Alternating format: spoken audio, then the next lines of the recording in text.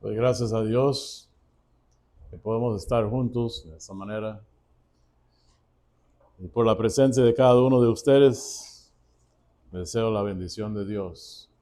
Que Él siga enseñándonos y bendeciendo a cada uno. Para mí me ha sido también de mucha bendición lo que hemos escuchado ya. Y creo que Dios tiene, yo sé que Dios tiene un propósito para cada uno de nosotros.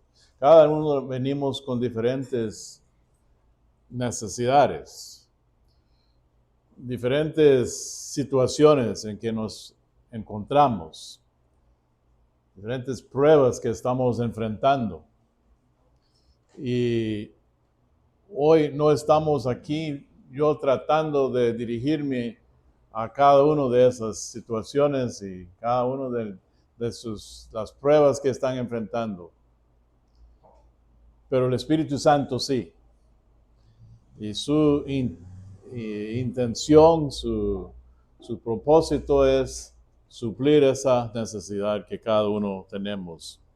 Entonces, vamos a entregarnos en la mano de Él, de Dios, y que el Espíritu Santo nos enseñe. Esos 15 días y unos días antes también, a preparar la clase, el curso de Perseverando en la Sana Doctrina, me ha hecho mucho bien. Supongo que tal vez yo recibí más que los alumnos, no sé. Y quiero agradecer a César y a Geraldo. Estuvieron en cada clase, no me equivoco, ¿verdad? Cada clase. Y pusieron mucha atención. Entonces yo espero que eso les sirve en la vida. Pero también estaba pensando en los hermanos aquí en Pital, que hubiera querido también compartir con cada uno de ustedes. Y yo no voy a compartir las 17 horas de clases que nosotros teníamos en esos últimos 15 días. Pero pensé en por lo menos dar como un vistazo sobre lo fundamental. Siento bastante peso por ese tema. Entonces pensaba hoy en dar un vistazo de lo que es el fundamento del tema y la importancia del tema. Yo quisiera ver eso hoy. En algún momento en el futuro, tal vez la próxima vez, quisiera también ver cómo en la historia la iglesia, desde la primera iglesia en Hechos hasta el día de hoy, se ha preocupado por perseverar en la doctrina, por guardarla, por enseñarla. Es interesante el esfuerzo y la preocupación que la iglesia ha tenido en mantener la sana doctrina.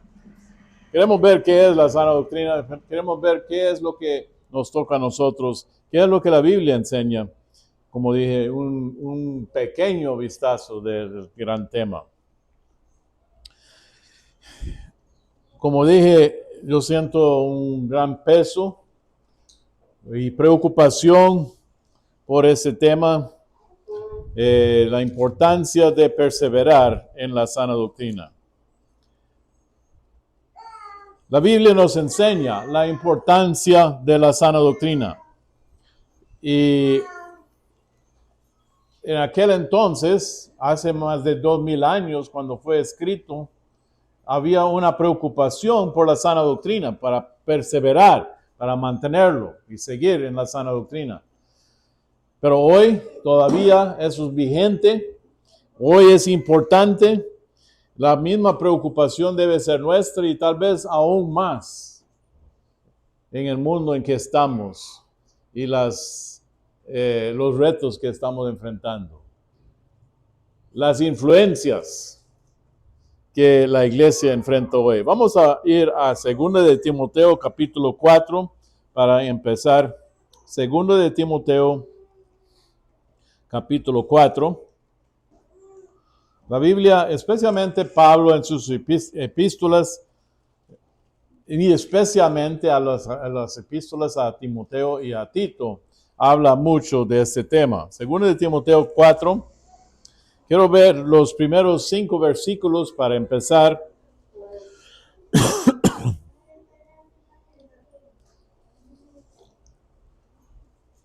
El apóstol Pablo dice así: te encarezco delante de Dios y del Señor Jesucristo, que juzgará a los vivos y a los muertos en su manifestación y en su reino. Que prediques la palabra, que instes a tiempo y fuera de tiempo, redarguye, reprende, exhorta con toda paciencia y doctrina. Porque vendrá tiempo cuando no sufrirán la sana doctrina, sino que teniendo comezón de oír, se amontonarán maestros conforme a sus propias concupiscencias, y apartarán de la verdad el oído, y se volverán a las fábulas. Pero tú, sé sobrio. Sé sobrio en todo, soporta las aflicciones, haz obras de evangelista, cumple tu ministerio. En el capítulo 3, Pablo nota que vendrán tiempos peligrosos en el versículo 1. Dice, también debes saber esto, que en los postreros días vendrán tiempos peligrosos. Una advertencia al pastor joven, pastor Timoteo. Dice, van a haber tiempos peligrosos. Y después en el capítulo 4, él sigue con esas exhortación. Tito, va a haber tiempos difíciles, tiempos peligrosos. Y yo quiero que vean los peligros que vienen. En el versículo 2 a 5, en capítulo 3, tenemos una lista de diferentes tipos de personas que se van a enfrentar la iglesia. Dice, habrá hombres amadores de sí mismos, avaros, vanagloriosos, soberbios, blasfemos, desobedientes a los padres, ingratos, impíos, sin afecto natural, implacables, calumniadores, intemperantes, crueles, aborrecedores de lo bueno, traidores, impetuosos, infatuados, amadores de los deleites más que de Dios, y que tendrán apariencia de piedad, pero negarán la eficacia de ella. A estos evita. Eso es lo que la influencia y las fuerzas los retos que van a enfrentar. Y dice, una de esas características de esos tiempos peligrosos es que habrá gente que tiene apariencia de piedad, como dice en versículo 5. Parece que están bien.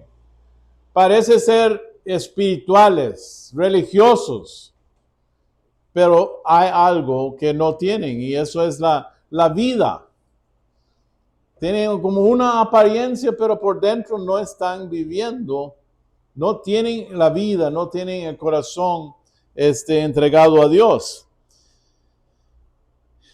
Eso es algo que la iglesia ha tenido que enfrentar desde el principio.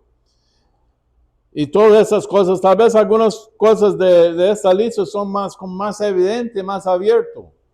Pero también van a haber personas que parecen ser espirituales y no lo son.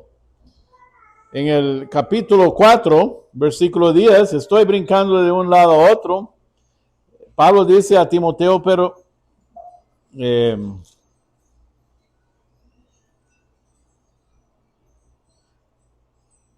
el 3, versículo 10, dice, pero tú has seguido, hablando a Timoteo, él está encomendándole, dice, pero tú has seguido mi doctrina, mi conducta, el propósito y fe, longanimidad, amor, paciencia, y después otras cosas que Pablo ha sufrido, Timoteo también está sufriendo, pero me interesa ver que él lo felicita. Timoteo, tú has seguido mi doctrina. Esos otros, van a haber muchos que no quieren la sana doctrina, no quieren escuchar la verdad. Lo reemplazan por otras cosas, por cosas que les gusta más y que no les incomoda tanto. Vamos a ver eso. Pero tú, Timoteo, tú has seguido, tú has sido fiel. Tú has querido mantenerse en la doctrina, perseverar en la doctrina. En el principio del capítulo 4, Pablo advierte a Timoteo que viene un tiempo en que no van a sufrir la sana doctrina, como vimos en el versículo 3. Viene el tiempo que no van a sufrirla. Entonces, Timoteo tiene que estar muy atento a eso. Y dice, habrán algunos que no querrán escuchar la verdad.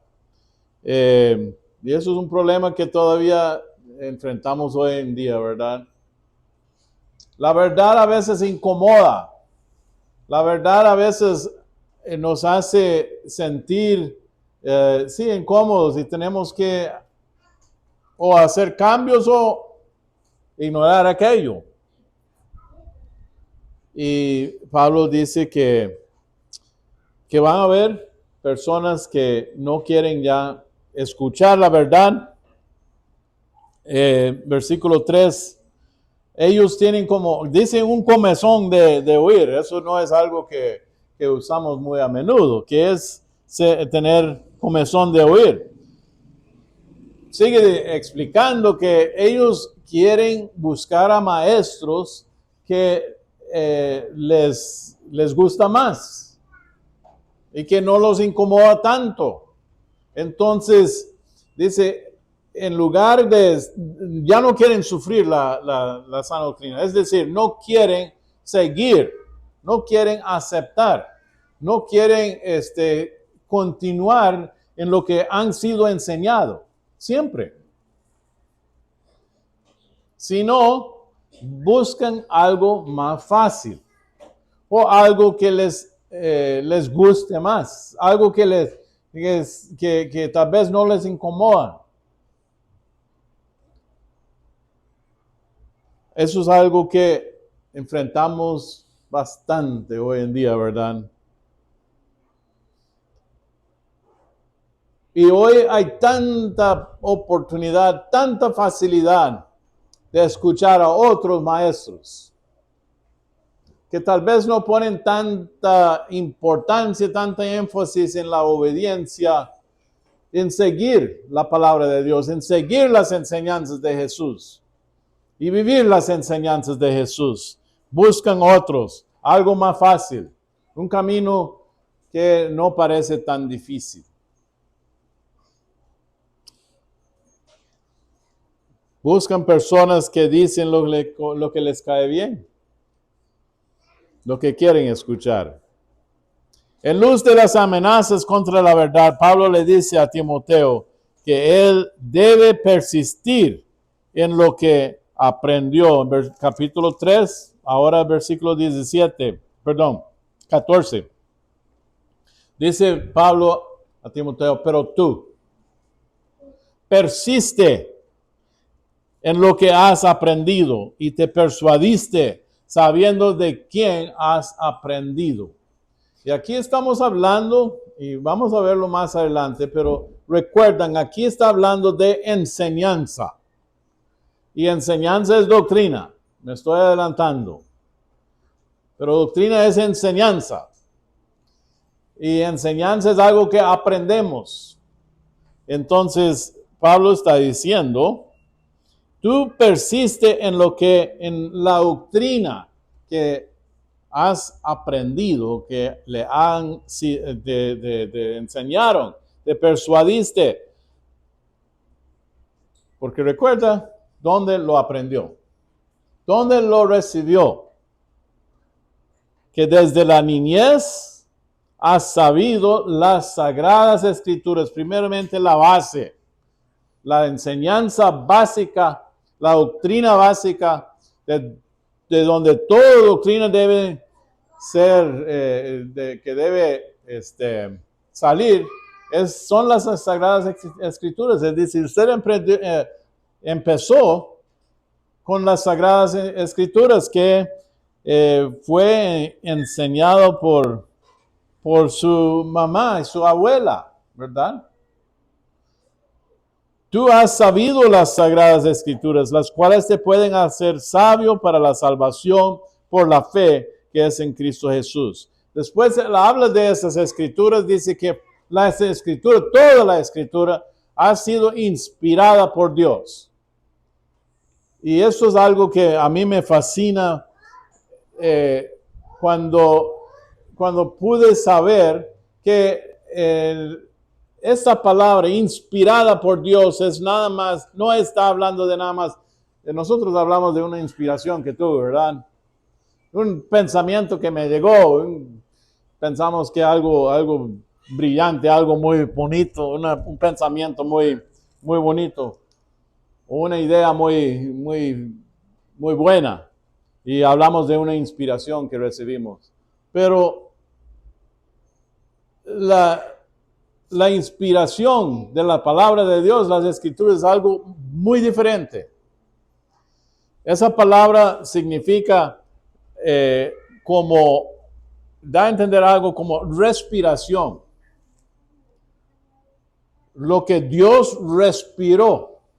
¿Y de dónde viene la respiración? De adentro, ¿verdad? Entonces las escrituras, aunque fueron hombres que lo escribieron, las escrituras son resultado de lo que Dios pensó. Vino del corazón de Dios y Él como que lo respiró a los hombres y ellos lo escribieron. Entonces toda escritura dice, es inspirada por Dios. Y es útil para enseñar, es decir, para formar doctrina.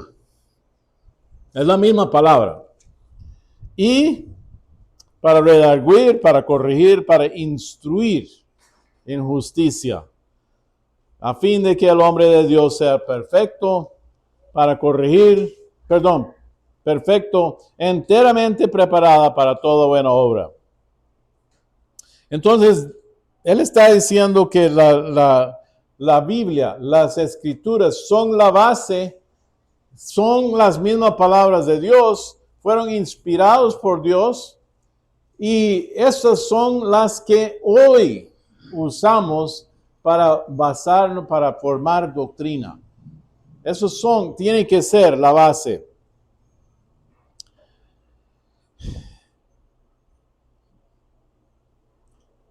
En versículo 16 dice,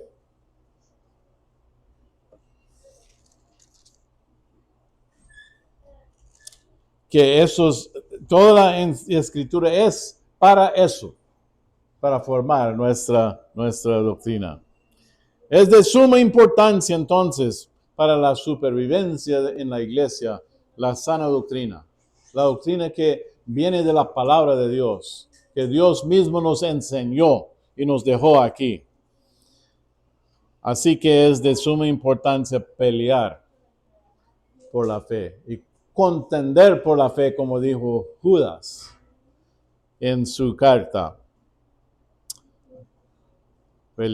Contender ardientemente. ¿Qué nos enseña la Biblia respecto a lo que es la sana doctrina? Quiero pensar en 3 diferentes áreas en que la Biblia enseña la importancia de la sana doctrina.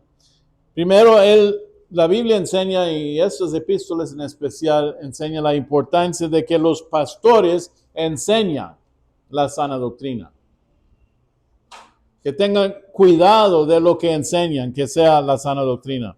También nos enseña la importancia de que cada creyente persevera en la sana doctrina, que continúa, que mantiene la sana doctrina. Y no solamente eso, la importancia de que la iglesia viva como en conjunto también viva la sana doctrina. Ahora, una pregunta que a veces hay un diálogo, una discusión entre lo que es la doctrina y lo que es la práctica, la conducta. Y a veces personas dicen, bueno, yo no quiero meterme tanto en lo que es la doctrina. Y algunos piensan que la doctrina es algo como muy pesado y no quieren gastar tanto tiempo en doctrina o lo que es la enseñanza, porque creen que más importante es la vida práctica, la vida diaria, experiencia, cosas así. ¿Cuál es más importante? ¿La doctrina o la práctica?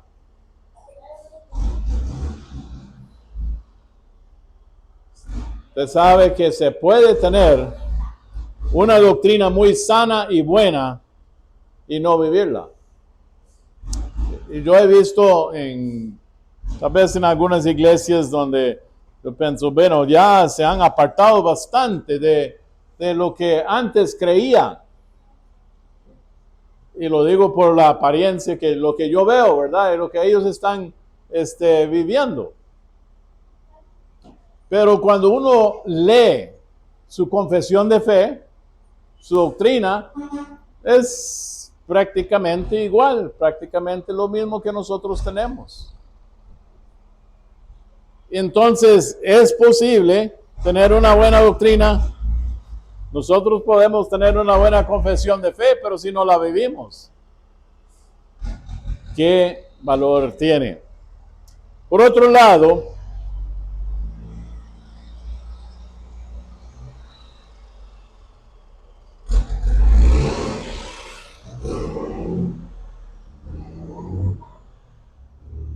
que le vaya bien, ¿verdad? Por otro lado, es difícil vivir una vida según lo que enseña la Biblia sin tener una base firme de sana doctrina. El discípulo de Cristo va a querer, no va a querer separar los dos, la doctrina con la conducta.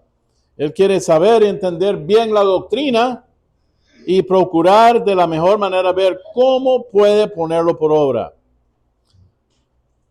Así que yo no puedo decir cuál es más importante que el otro. Yo digo que los dos tienen que ir de mano, uno del otro, porque la práctica o la conducta sin doctrina como base no tiene dirección, no tiene timón, no tiene base. Y la práctica va a andar como suelta. No van a tener dirección. Pero la doctrina sin práctica es una fe muerta. Y de eso también existe, ¿verdad? No es de mucho valor si no se manifiesta en la vida la doctrina. La doctrina tiene que ser vivida. Bueno, ahora, tal vez deberíamos haber definido mejor la doctrina antes, pero sencillamente la doctrina es la confesión de fe, es el conjunto de creencias que nosotros tenemos.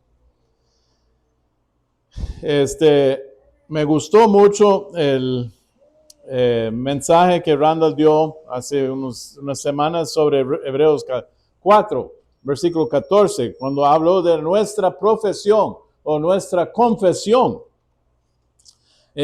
Kratomentis homologías, no sé si así decía, son las palabras, la frase griega, significa sostener con fuerza nuestra confesión de fe.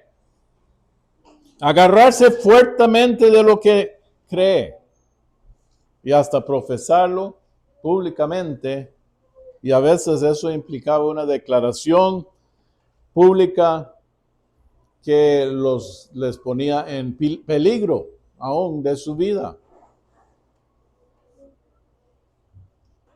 La iglesia de Éfeso enfrentó eso, y no sé en todas las maneras que lo enfrentó, pero una de las maneras era que tenía en medio de la ciudad, tenía un gran mercado. Éfeso era una ciudad grande y muy importante en aquel entonces. Y tenía un gran mercado donde se compraba y se vendía todos sus productos. Y era como el centro de comercio. Ahí es donde la gente podían negociar, dependía de eso, sus ventas.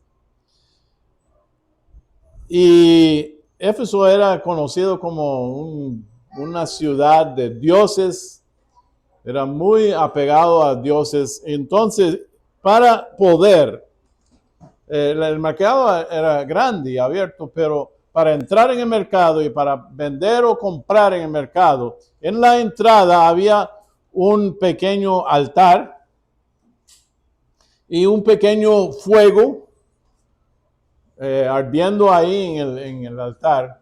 Y para poder entrar, la persona tenía que agarrar, había también un vaso con incienso a la par. Para poder entrar en el mercado y para poder vender o comprar en el mercado, tenían que tomar un poquito de incienso y echarlo en el fuego. Si no hacían eso, no podían entrar para comprar o vender. Y ese incienso significaba que el emperador es mi rey. El emperador es el rey, es el soberano, es el Dios. Solo ese poquito de incienso es lo que se ocupaba para declarar esa creencia. Y con eso podían entrar. Pero los cristianos tenían un problema.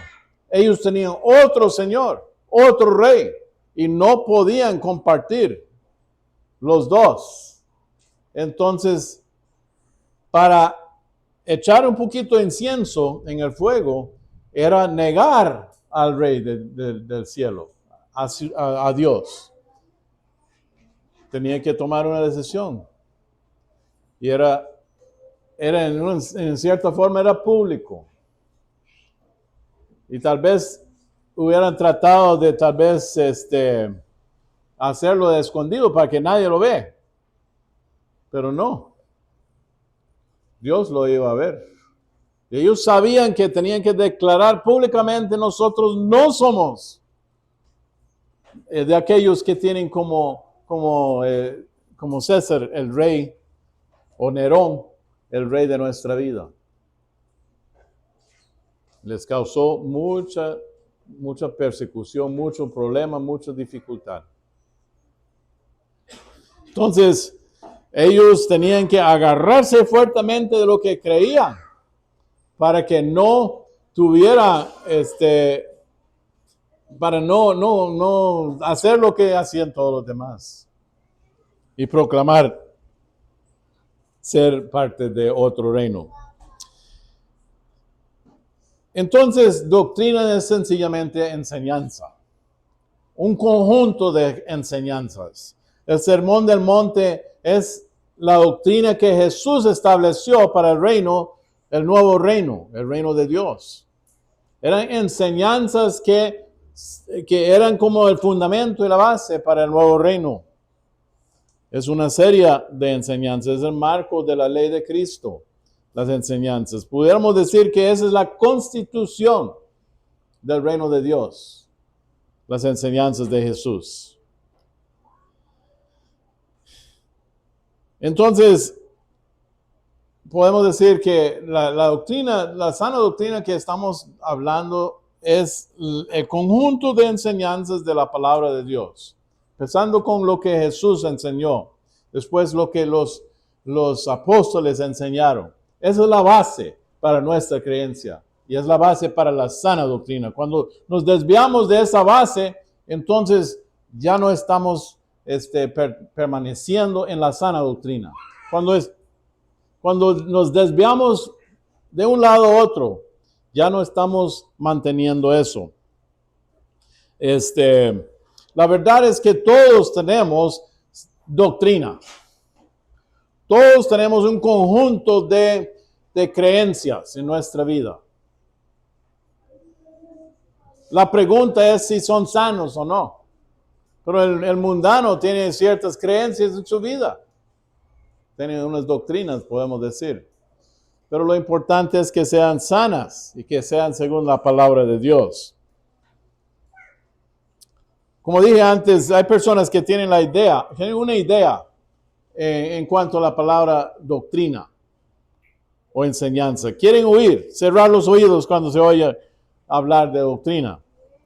Y creen que tal vez es anticuado o no relevante. Y clasifican a los que ponen mucha énfasis en doctrina como legalistas, que se preocupan. En el Nuevo Testamento, la palabra griega es didascalía para lo que es doctrina.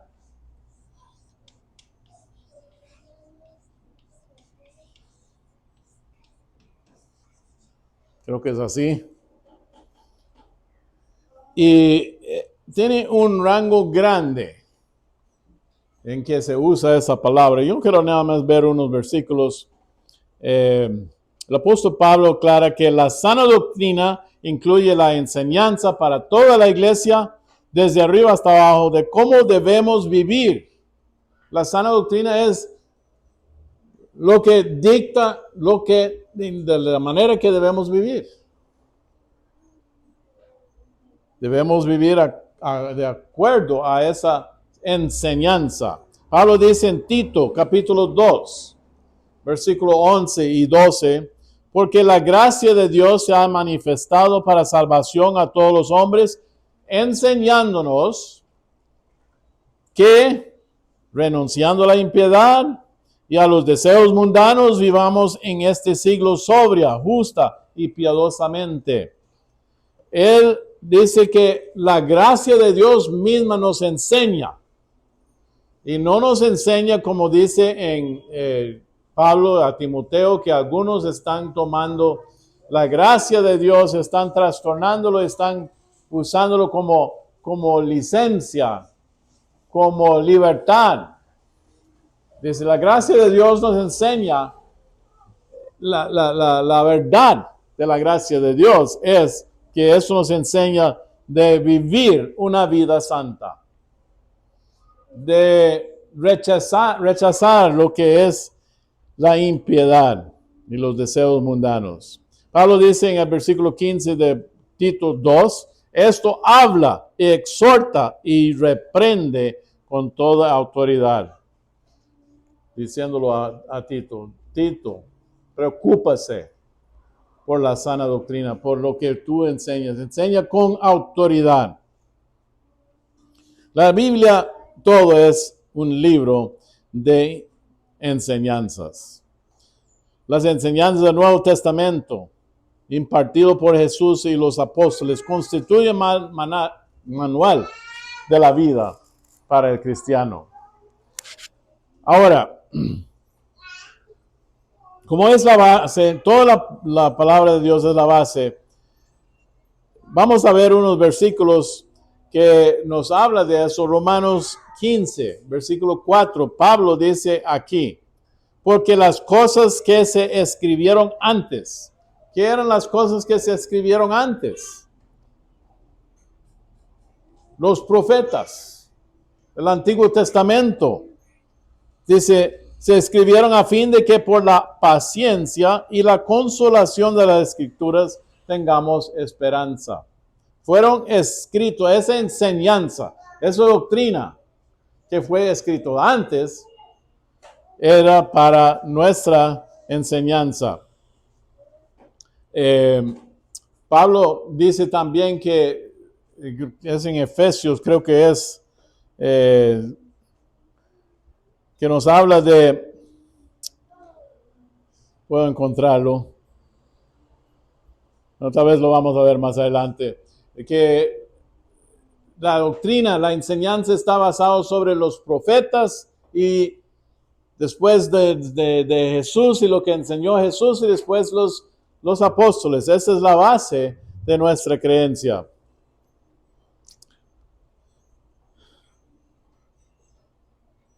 Pablo dice en 2 Tesalonicenses 2:15, así que hermanos, estar firmes y retened la doctrina que habéis aprendido, sea por palabra, porque ellos también habían sido enseñados por Pablo y los apóstoles directamente, por palabra, no solamente por lo que se escribió.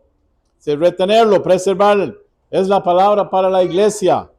La doctrina, las tradiciones fueron recibidas por palabra o por cartas de Pablo y los apóstoles. Ahora, Pablo empieza a hablar de la importancia de promover y enseñar esa sana doctrina y del peligro de perderla.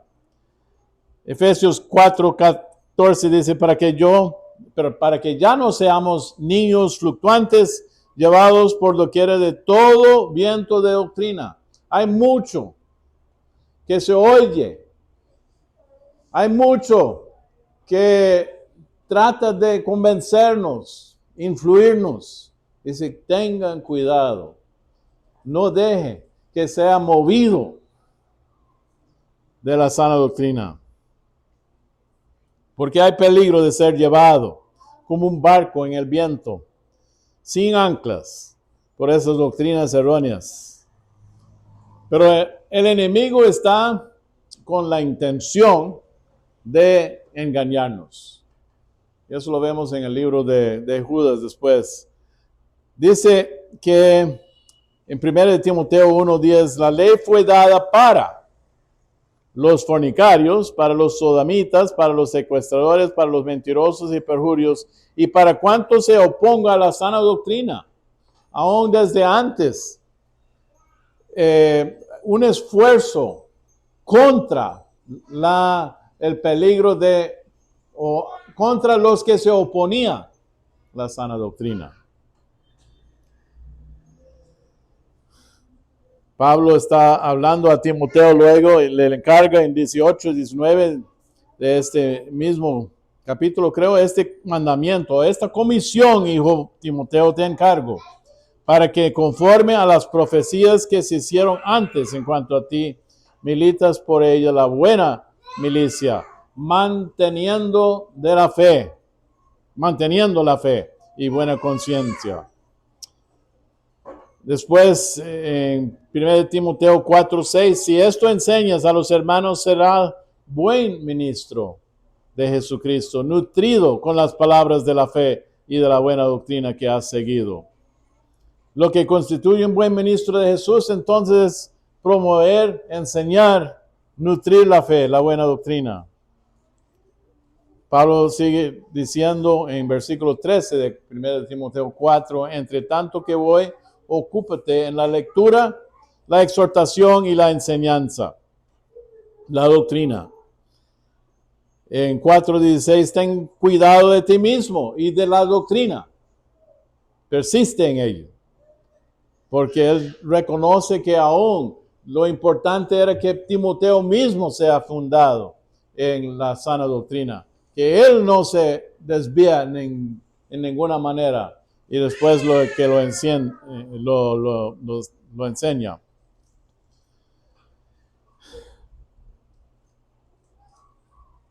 Los requisitos para el anciano en 2 Timoteo 4 también habla de la importancia que enseñan, que pueden exhortar con sana doctrina.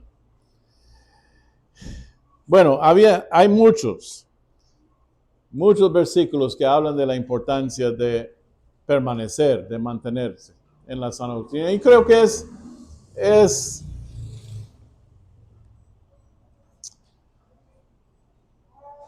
debemos tomar nota de eso. Es por algo que la Biblia habla tanto de preservar. Es por el peligro de perderlo.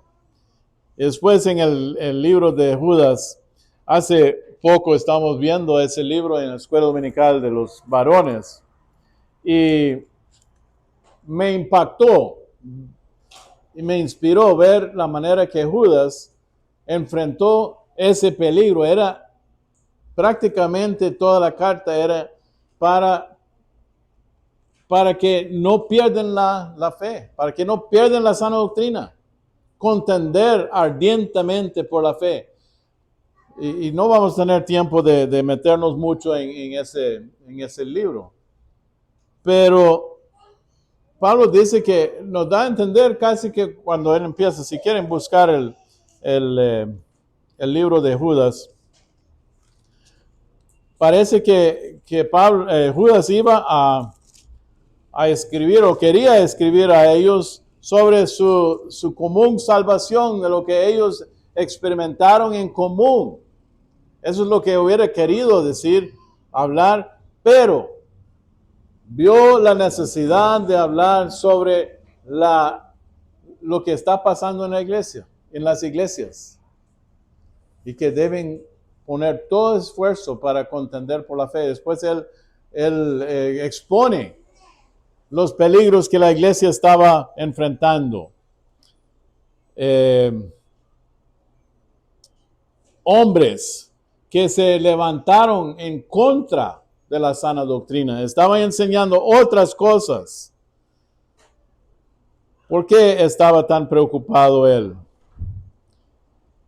Porque él sabía que se puede perder la salvación. Y él usó ejemplos ahí en esta carta de donde se perdieron la salvación. Los israelitas que salieron de Egipto fueron salvados, pero no pudieron entrar en la tierra prometida, porque perdieron lo que habían ganado.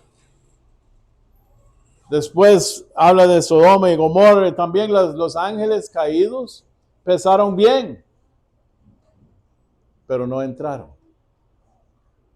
Y dice, por ese peligro de empezar bien y perder lo que tenemos, él escribió esa carta. Pero también él escribió la carta como dando advertencia de que dentro de la misma iglesia pueden haber personas que van a tratar de hacer división, de desviar, de engañar.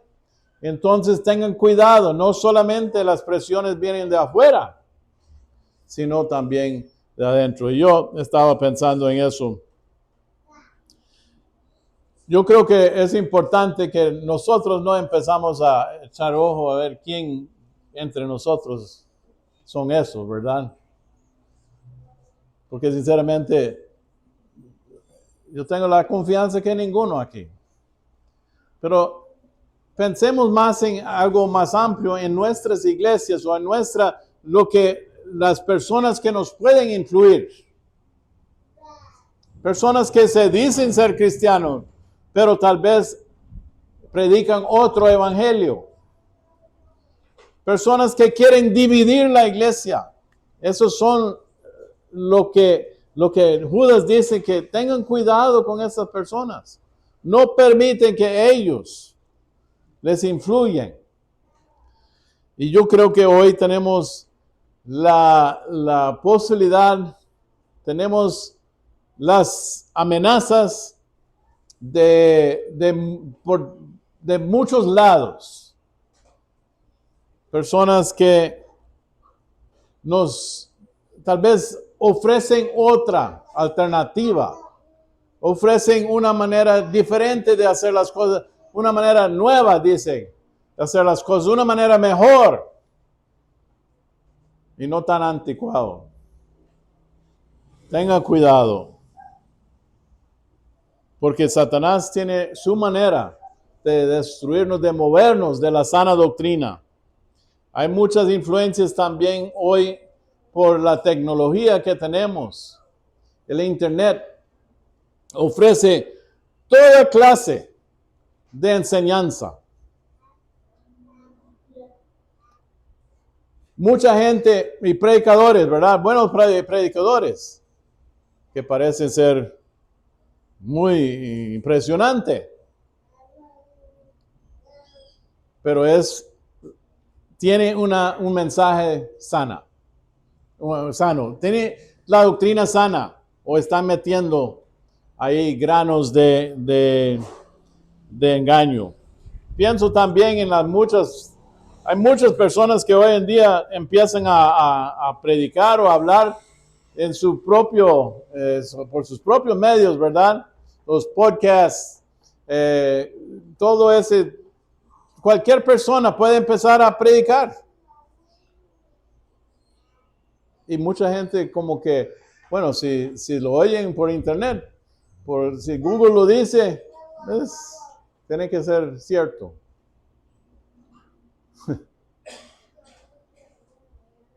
No podemos tener ninguna confianza en lo que escuchamos. Y si no tenemos la capacidad de medirlo bien con la palabra de Dios y escoger lo bueno es desechar lo malo, mejor dejemos esto y nos concentramos en la palabra de Dios. ¿Cuáles son las características de los que luchan en contra de nuestra fe? Según Judas, ellos convierten la gracia en libertinaje.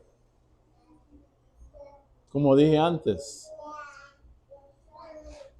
la gracia nos enseña a una vida de santidad y de quitar lo que es la impiedad. Pero estos enseñan que la gracia somos libres. Y esas restricciones que ponen, no, eso no es necesario. En Cristo estamos libres. No tenemos que ser tan estrictos, tan limitados y tan preocupados por nuestra vida. Porque la gracia de Dios cubre todo.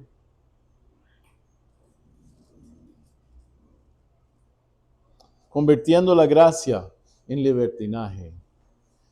Nieguen al único Dios y Jesucristo. Dice que mancillan la carne, son soñadores. Usan aún las escrituras como para satisfacer sus propios deseos carnales. Y eso lo estamos viendo hoy en día. Usan el evangelio, usan las escrituras, lo tuercen y lo ponen para su propia ventaja, para satisfacer sus propios codicias. Es terrible, es como una blasfemia. Dice también que rechazan la autoridad. Hoy, casi todo el mundo tiene como un rechazo a cualquiera que les quiere decir lo que deben hacer. No quieren escuchar consejo. No quieren someterse a las autoridades. Y también dicen que causan divisiones. Bueno, hemos corrido muy rápido ahí. Pero ustedes saben lo que dice la carta y hace poco lo estudiamos en la escuela dominical. Quiero decir que ese domingo cuando Beto enseñó de Judas y después Randall enseñó sobre Hebreos 4:14, para mí fue de mucho ánimo. Porque en preparación para este curso, yo estaba luchando. No sabía qué base poner, cómo seguir. Y con esos dos enseñanzas para mí fue como caído del cielo. Dios me estaba diciendo, esto es lo que ocupa, esto es lo que debes enseñar. Para mí fue de mucha bendición ese día. Gracias, hermanos, por ayudarme. Bueno, ahora vamos a concluir lo de hoy. Yo quiero dejar con nosotros esa preocupación de Judas y de Pablo, que luchamos por la sana doctrina. peleamos por la sana doctrina. Agarramos con fuerza las enseñanzas, la doctrina, y estemos dispuestos a declarar lo que creemos. Por lo que la Biblia enseña, y no desviarnos de eso, de la verdad. No permitir que nos engañen con palabras suaves. Tengamos mucho cuidado de las influencias que permitimos en la vida. Los libros, lo que escuchamos. Me preocupa mucho eso. Entonces también debemos reconocer las evidencias de lo que quieren socavar la fe. Ser como percibidos y poder discernir cuando alguien trata de socavar las doctrinas. Por presentarnos tal vez ideas nuevas que en realidad han sido probados quién sabe cuántas veces, pero los presentan como nuevas. Recordemos, hermanos, que se puede perder la fe. Se puede. Nosotros no queremos. Dios guarde que ninguno de nosotros perdemos la fe. Qué terrible sería escuchar las palabras, nunca le conocí. Entonces, qué importante es estar en la alerta. Cualquier truco, cualquier engaño que el enemigo trata de meter en nuestro camino. El mensaje para nosotros hoy es contender por la fe. Asegurar nuestra profesión. Seguir en la confianza de que Dios nos está guiando, que tenemos la palabra de Dios como guía, que es la nuestra. Y este estudio también me ha impresionado de la importancia de lo que estamos haciendo como iglesia en revisar nuestra confesión de fe. Que sea basada sobre la doctrina sana. Que Dios les bendiga.